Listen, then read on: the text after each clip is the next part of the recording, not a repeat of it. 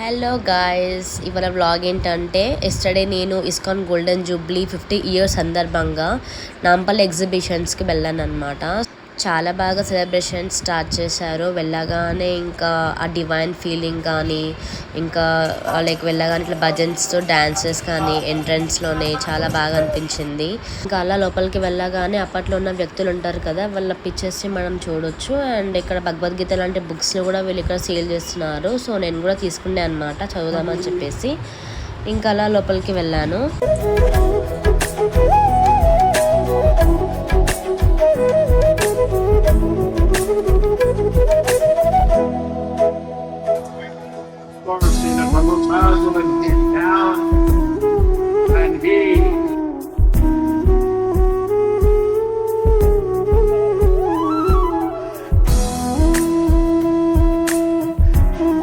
చూసారు కదా ఎంత గ్రాండ్గా సెలబ్రేషన్ చేశారో మన అబిడ్స్ ఇస్కాన్ వాళ్ళు. బోట్ ఫెస్టివల్ చాలా చాలా బాగుందన్నమాట ఇక్కడైతే. అండ్ మనకి ఇక్కడ మొత్తం చూడొచ్చు, మొత్తం కృష్ణుడి ఫొటోస్ తోటి చాలా బాగా అనిపించింది. గెటప్స్ కానీ, డాన్సెస్ కానీ, కీర్తన్స్ కానీ, భజన్స్ కానీ చాలా బాగున్నాయి అన్నమాట. అండ్ మీరు చూడొచ్చు ఇక్కడ ప్రణవానంద దాస్ గారు కూడా వచ్చారు. చాలా హ్యాపీగా అనిపించింది రియల్గా చూడడం అయితే ఫస్ట్ టైం అనమాట. ఇందాక చెప్పాను కదా బోట్ ఫెస్టివల్ అని చెప్పేసి, ఇదే అనమాట. చాలా గ్రాండ్గా చేశారు. ఇంకా మీకు కృష్ణుడివి భజన్స్ కానీ డాన్సెస్ కానీ చూపిస్తాను చూడండి, చాలా బాగా చేశారు.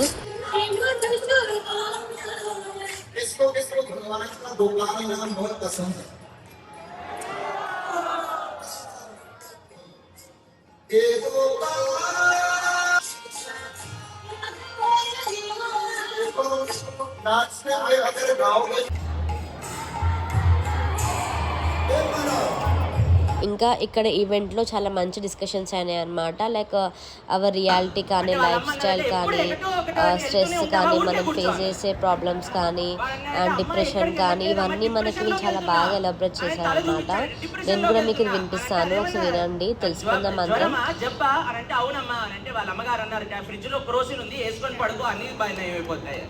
ఎందుకంటే మీరు చూడండి 10, 15, 20 సంవత్సరాల ముందు మీరు ఎప్పుడైనా స్ట్రెస్, డిప్రెషన్, యాంగ్జైటీ అనే విషయాలు విన్నారా? ఎప్పుడు వినుండ.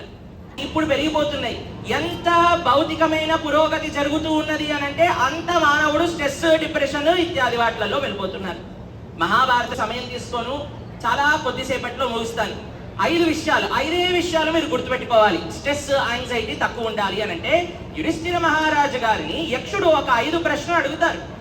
ఏంటి వదిలేస్తే మనం అందరితో కలిసి మమేకంగా ఉండగలుగుతాం? రెండవ ప్రశ్న, దేన్ని వదిలేస్తే ఎప్పుడూ మనం సుఖంగా సంతోషంగా ఉండగలుగుతాం? మూడవది, దేన్ని వదిలేస్తే మనము ఎప్పుడూ కూడా ధనవంతులుగా ఉండగలుగుతాం?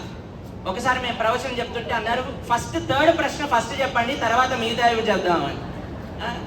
అయితే 4వ ప్రశ్న, ఏ పరిస్థితిలో మనం ఉన్నాం, దేన్ని వదిలేయకుండా ఉంటే మనం సుఖంగా ఉంటాము? ఏంటి 4 ప్రశ్నలు?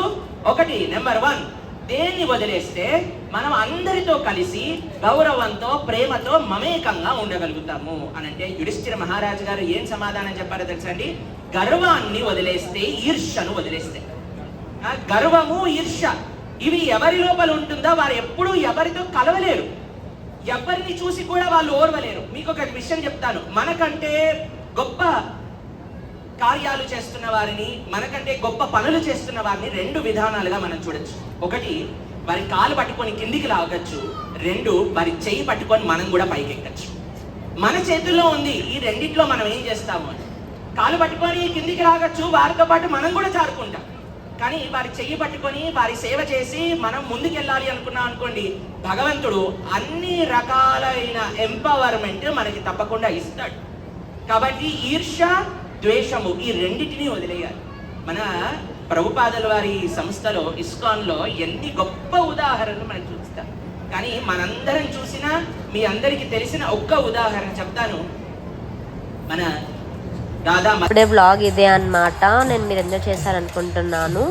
మళ్ళీ నెక్స్ట్ వ్లాగ్లో మళ్ళీ కలుద్దాము. And keep supporting me guys. Every week ఒక లాంగ్ వీడియో పోస్ట్ చేస్తూ ఉంటాను, అండ్ రెగ్యులర్గా షార్ట్ వీడియోస్ వస్తూ ఉంటాయి. Please subscribe to my channel guys, and by by.